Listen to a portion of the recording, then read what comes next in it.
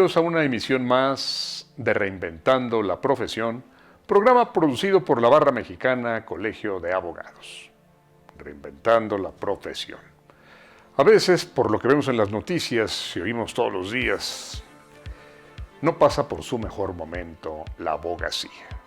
Por aquí hay extorsiones, por aquí vemos a jueces corruptos, por acá vemos a jueces que no se atreven a ejercer sus facultades, por allá vemos a fiscales que no cumplen con la labor que deben cumplir. La pregunta es, ¿cómo está la profesión? ¿Es algo que vale la pena estudiarse hoy día? Y para hablar de este tema, invitamos a Ricardo Silva Díaz, rector de una de las instituciones más prestigiadas de todo el país. Ricardo es el rector de la Escuela Libre de Derecho. Ricardo, muchas gracias por aceptar la invitación de estar con nosotros en esta ocasión. Al contrario, Gerardo, muchas gracias a ti por la invitación. Encantado de estar aquí.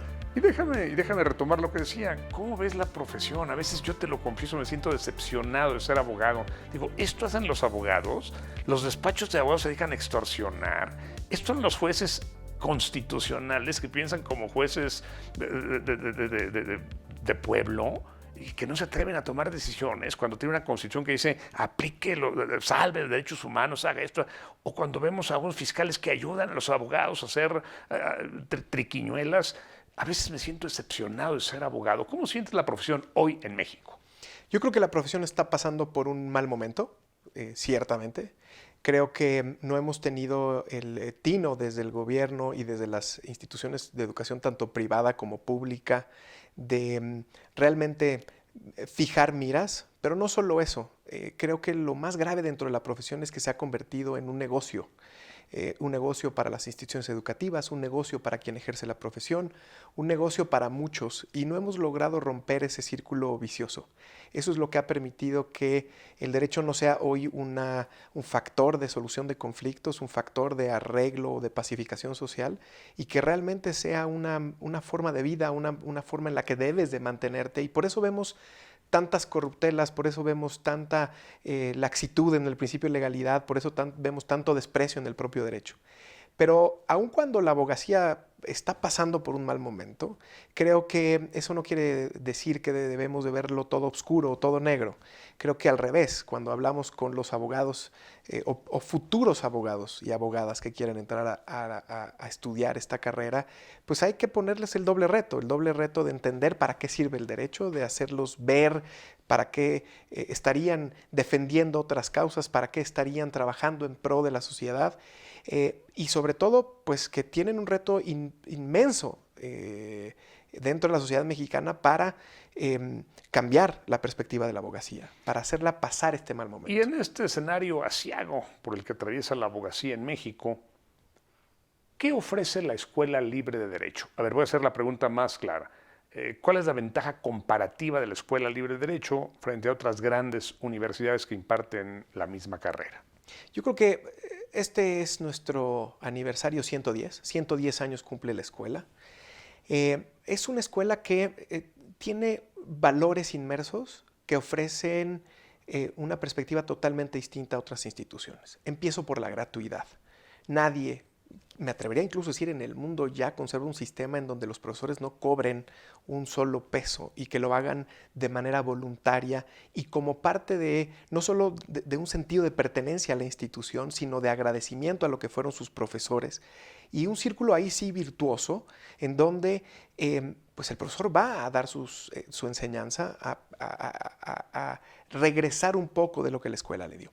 Eso por una parte. Y luego por otra parte, más allá de lo axiológico, el tema netamente de la enseñanza jurídica y del sistema que tiene la escuela, que es un sistema anual, que es un sistema oral, que el derecho cada vez es más oral, el derecho es cada vez más discusión, argumentación, filosofía. Y me parece que la Escuela Libre de Derecho, apuntando a esos dos pilares, tanto de anualidad como de oralidad, aporta elementos que hoy un abogado y abogada necesitan para el ejercicio de la profesión. ¿Qué haría que yo prefiriera, si mi hijo me dijera, quiero estudiar Derecho, que le dijera, ve a la Libre y no a otra? Yo creo que lo más importante es qué tipo de abogado y abogada quieres ser. ¿Quieres ser un abogado y abogada que realmente te quieres posicionar rápido en el mercado, en esta lógica que hablábamos del negocio, la libre no es tu opción. Quieres ser un abogado que pase una materia rápido en 4 meses y que tengas los conocimientos mínimos y después te vayas al ejercicio de la profesión a ganar dinero, la libre no es para ti. ¿Para quién es la libre? La libre es para aquellas personas, uno, que realmente quieren pertenecer a una comunidad que estudia profundamente, que entiende de qué se trata la abogacía en las distintas perspectivas, pero sobre todo que se mete en un sistema virtuoso de valores en donde el agradecimiento es lo fundamental. Déjame jugar al abogado del diablo. Claro. Ricardo, yo soy egresado de la Libre como lo eres tú. Yo la Libre la padecí. Me siento muy orgulloso de ser egresado de la Libre y lo presumo donde puedo. Pero empecé a querer a la Libre el día que salí de la Libre. El día que me dijeron, licenciado Gerardo Laveaga, el día que terminé mi examen profesional, empecé a querer a la Libre. Yo la padecí. Exámenes orales, con una enorme presión. No es antipedagógico preguntarle a un alumno en 10 minutos todo lo que aprendió en el año y si ese día se puso nervioso, reprobarlo. Yo creo que no. Déjame contestarte en 2 vertientes. Primero, creo que la educación de todo tipo, no solo la jurídica en México, ha cambiado. La educación desde hace muchos años, y más hablando de una institución de 110 años, pues estaba dirigida a hacer batallar al alumno, a tratar de presionarlo. Mientras más lo presiones, más excelente vas a ser. Y así lo viví yo. Esa era una mecánica que se veía. Pero eso no solo es la educación, es el deporte. Antes, mientras menos agua tomaras en las 20 vueltas que tenías que darle al campo, era mejor porque ibas a mejorar tu condición física. Ese era el ideario que tenía la sociedad respecto al aprendizaje, a la excelencia. Y hoy es al revés. Hoy le das 20 vueltas al campo y cada vuelta te están dando un poco de Gatorade, un poco de agua, sales, mejores tenis. ¿Para qué? Para que tengas un mejor desempeño. La Libre tuvo que evolucionar ese sistema en donde se asimilaba en su momento a ser una escuela o una institución que mientras más agresiva, más humillante fuera, mejor iba a ser la excelencia. ¿Y ya no es así? Ya no estamos así. Ya no estamos así porque la idea hoy es no aplaudir que mientras menos salgan, mejores somos. Al revés, hay que bajar la deserción que tenemos. Hoy la Libre es una Libre preocupada desde el ingreso de alumnas y alumnos para ver qué perfil psicométrico trae, no para negar accesos a la escuela. Lo que nosotros pretendemos con estos exámenes psicométricos no es saber qué problemas tienes y entonces negarte un acceso al revés, saber qué problemas tienes. Y si, por ejemplo, tienes un problema desde hoy detectado de somatización, tienes la capacidad hoy de transformar tus problemas en gastritis, en pérdida de pelo, que sepas qué es lo que te está pasando y que puedas transitar dentro de la escuela con este sistema anual tan complejo, en esa jungla, en esa selva, con algunas ayudas. Te vamos apoyando y vamos caminando. Como rector, Ricardo, ¿qué es lo que más aprecias y admiras de un maestro? Y hablo casi de tus maestros. La cercanía con los alumnos y con las alumnas. El que la enseñanza no solo sea una enseñanza de cátedra en donde no me interesa cómo vives, cómo estás y que estés aislado, sino que estés cercano. Eso es lo que más admiro y lo que más agradezco de un profesor o una profesora. ¿Y lo que más te enoja, lo que más desprecias en un maestro? Siendo una escuela con este valor de la gratuidad y del agradecimiento, desprecio 2 cosas brutalmente: la hipocresía, el uso de la escuela o el uso de estos valores para obtener fines e intereses personales, y el abuso de la institución y de ese valor de la gratuidad para fines específicos. Eso es lo que más desprecio. Otro tema, los programas de estudio. Yo tomé 2 años de Derecho Romano. Te confieso que nunca en mi vida he utilizado las 17 o 18 formas de manumitir esclavos y me aprendí todas las formas de manumitir esclavos. Me aprendí la legisactio per judici arbitrire postulationem. Jamás la he usado. Me sirven más las raíces cuadradas, que tampoco uso, que estas fórmulas. ¿Por qué seguimos con estos programas que desde mi punto de vista son anquilosadísimos? El programa de estudios de la Libre desde 2010 ha tenido ajustes. De hecho, la Libre participó en algún momento de manera muy fuerte en la reforma constitucional de 2011. La Libre ya traía esta reforma al plan de estudios para cambiar ciertas condicionantes, ejes y columnas vertebrales de la propia escuela. Yo diría que la Libre fue un participante activo del cambio incluso de modelo en el ordenamiento jurídico mexicano. A pesar de que desde 2010 a 2022, 12 años han pasado en los ajustes, luego un segundo ajuste en 2015 a este plan de estudios, entiendo se conservó la parte del derecho romano, ¿no? Y esto para la escuela es de suma importancia. Yo te puedo decir que todos y cada uno de los profesores que dan derecho romano defendieron a capa y espada la importancia de dar 2 años. Bueno, es obvio, y si yo fuera maestro de derecho romano diré que fueran 4 años de una vez. Pero lo interesante en todo esto, Gerardo, lo que uno esperara es que la defensa viniera desde personajes, digamos, de avanzada edad, que estudiaron en esa lógica del derecho romano, que dieron esa formación como su columna vertebral. Pero la defensa viene de jóvenes, la defensa viene de jóvenes exitosos, de abogados exitosos, que ven en el derecho romano una forma de ir enganchando a los alumnos romántica para poderlo hacer. Si a mí me preguntas, ¿requiriera un ajuste esa parte del derecho romano? Quizás sí, pero es una batalla en donde en las discusiones que hemos tenido, porque esto se ha tenido discusiones con el colegio, me terminan convenciendo de que como estamos ahorita, por lo menos es lo adecuado y es lo correcto por la forma en la que se imparte el derecho romano, no de manera memorista, no de manera... como decías ahorita, yo me aprendí específicamente cada una de las acciones y cada lo que pasaba, sino un envolvimiento de la historia, un envolvimiento de la condición romana en su momento, que no me pareció tan desfasado de lo que está pasando, sobre todo cuando está contemplado o envuelto con otras materias. Déjame dar un salto de 2500 años y dejar el derecho romano y volver al presente. Hace poco, la Libre presentó un amparo contra una decisión que tomó la Cámara de Senadores y la Cámara de Diputados, violando flagrantemente el artículo 94 de la Constitución. La Libre presenta un amparo. Y hubo gente que se enojó, alguna persona que iba a ser beneficiada con esta decisión se enojó, se pusieron muy enojados. ¿Es el papel de la Libre promover amparos? Esta persona decía, no, claro que no, la Libre no tiene por qué andar promoviendo amparos. ¿Es el papel de la Libre promover amparos? No solo se enojaron, amenazaron. ¿Amenazaron con qué? Operaron. Amenazaron. ¿Pero amenazaron a quién? A mí, en lo personal, hicieron todo lo posible por destituirme como rector. ¿Por haber promovido un amparo? Sí, claro. Sí. Hubo molestia. Y qué mejor, ¿no? Mientras más enojo, mientras más amenazas, mientras más violencia en esto, más demostraban que esto era necesario, que el amparo tenía que promoverse. Fíjate, no fue un solo capricho de la escuela. Creo yo que todo esto trae una explicación desde lo que hemos venido platicando incluso de 2010. Cómo se reforma el plan de estudios de la escuela, cómo la escuela empieza a entrar a un esquema en el que no había estado entrando de manera clara como era la investigación.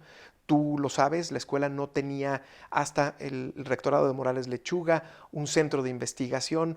La impartición en la escuela de las clases no traen un modelo de escalonamiento de profesorado. Se apuesta más por la enseñanza pragmática y poco a poco hemos ido revirtiendo y tratando de implementar y meter a ese pragmatismo un poco más de investigación aplicada. ¿Y por qué? Porque la reforma constitucional de 2011 lo exigía, el cambio de modelo, la interpretación, la incorporación de la filosofía, de la teoría del derecho, en la aplicación del derecho constitucional y de otras normas, obligaba a empezar a reflexionar y a ver el derecho de otra forma. Digo que esto no es aislado, la Libre promueve un amparo, ¿es el papel de la Libre o no promover un amparo? Esa es la pregunta, ¿es el papel de la Libre? Fue lo que cuestionamos con el propio amparo. Si la Suprema Corte de Justicia dijo en un precedente, en la primera sala, estudiando la omisión del legislador de emitir un Código Nacional de Procedimientos Civiles en un amparo promovido por la Barra Mexicana Colegio de Abogados. Y ahí en un párrafo agrega que no solo son las barras quien deben defender el acceso a la justicia y quien debe defender el 17 constitucional, sino también las escuelas. La escuela tenía que darle una apuesta para ver si eso que había dicho la Corte verdaderamente tenía y podía tener realidad.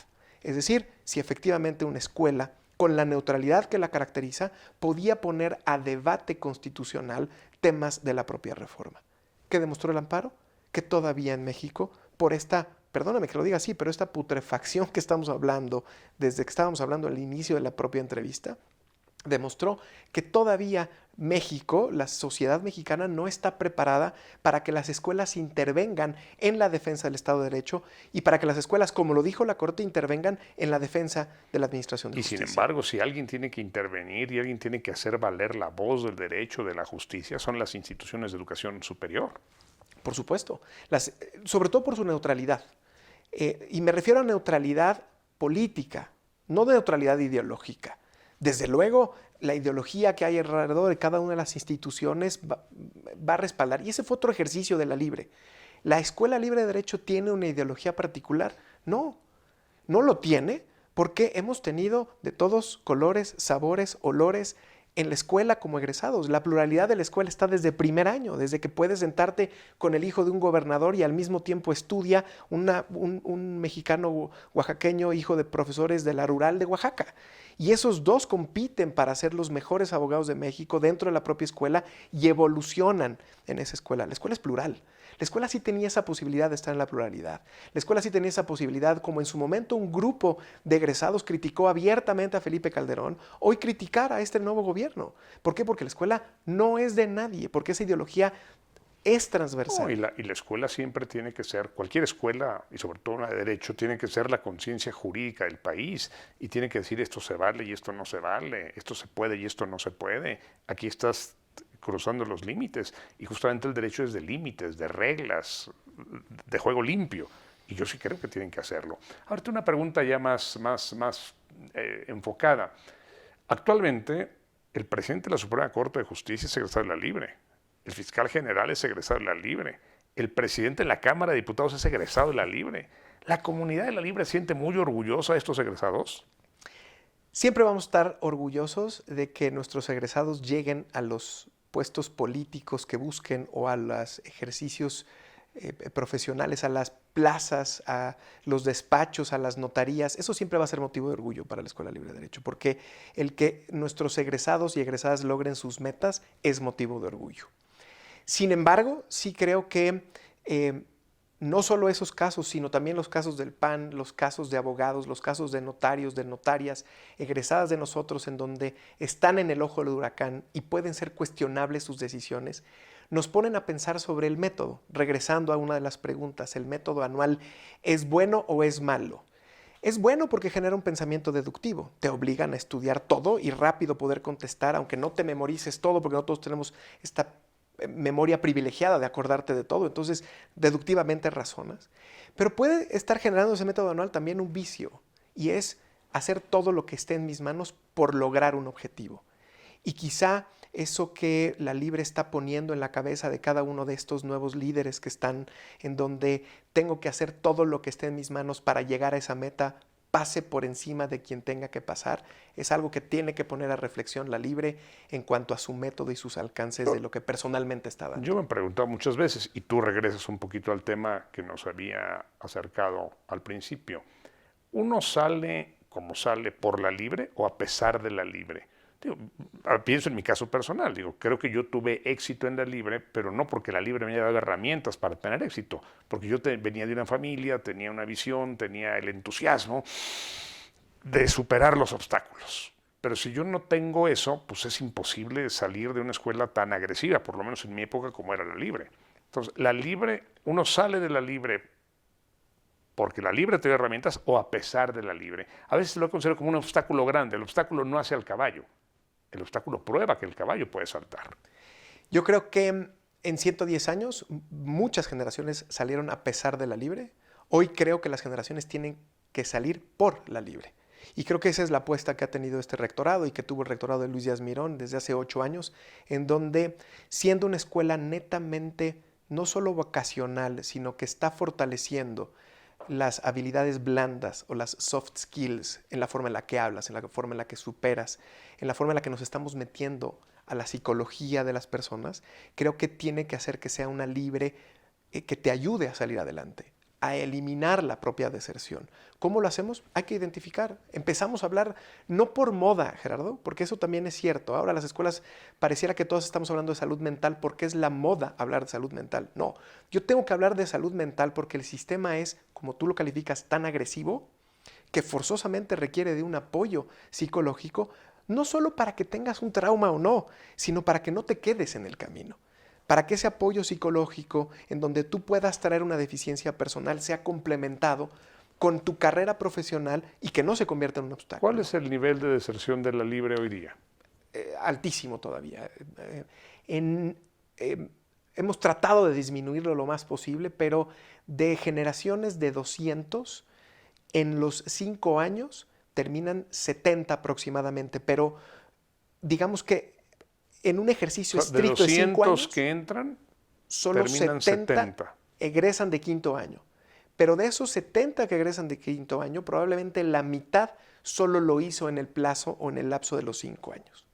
Y eso es lo que hay que ir reduciendo. Estoy hablando de números más, números menos, ¿no? Pero ese es un escenario más o menos... Pero es un poco escalofriante. No, totalmente. Totalmente. Y es un problema de que no están seleccionando bien a los alumnos, porque a lo mejor alguien llega con mucho entusiasmo y dice, yo quiero salir, pero no estás dotado. Si a mí me mandan a competir a un concurso de sumo, pues el error no va a ser mío, el error va a ser de los que me seleccionaron. Señor, ¿cómo va a pelear sumo en Japón si usted no tiene ni el peso, ni las condiciones, ni la actitud para lograr salir bien de este concurso? Es problema de selección, pero es problema de seguimiento también. Porque puede ser que no tengas el peso, pero si empiezas a comer, si empiezas a comer proteína, empiezas a adquirir el peso, empiezas a fortalecerte, y entonces resulta que a lo mejor sí puede ser no el mejor luchador de sumo, pero sí un muy buen luchador de sumo, no con el peso de los 200 kilos, pero a lo mejor con la fuerza y la habilidad para poderlo hacer. Habrá que identificar qué tanto de la selección que hacemos. Ahora, nos estamos metiendo en un tema también delicado, porque la psicología, la pedagogía, la forma en la que debes de acompañar, te hace meterte en esquemas que pueden ser muy complicados si no le das adecuado seguimiento. Nosotros tenemos una ventaja, Gerardo, en donde la Libre no ha caído en esa tentación. No tenemos lucro y no estamos dispuestos a crecer a grandes masas para hacer un negocio de esto. Pocos. Y ese enfoque de 500 alumnos de matrícula me da la posibilidad de hacer un seguimiento, me da la posibilidad de verdaderamente hacer una escuela elite de seguimiento, no elite de élite, como se ve discriminatorio, sino de real seguimiento psicológico para poderlo superar, o por lo menos, Gerardo, ese es mi sueño. Para terminar este diálogo, Ricardo, 2 preguntas de carácter personal. ¿Qué es lo que más te gusta de ser rector, en lo personal, y qué es lo que más te disgusta de ser rector? Lo que más me gusta de ser rector es la cercanía y la convivencia con todas las alumnas, alumnos, profesoras y profesoras. Pero eso podría hacerlo como maestro, y siempre lo hiciste como maestro. No es el mismo nivel de contacto.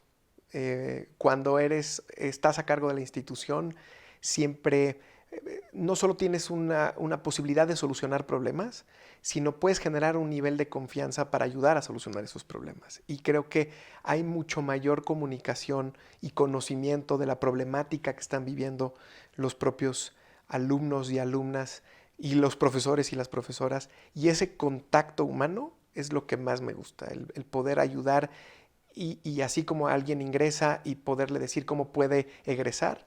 Eso es lo que más me gusta. ¿Y lo que más te disgusta?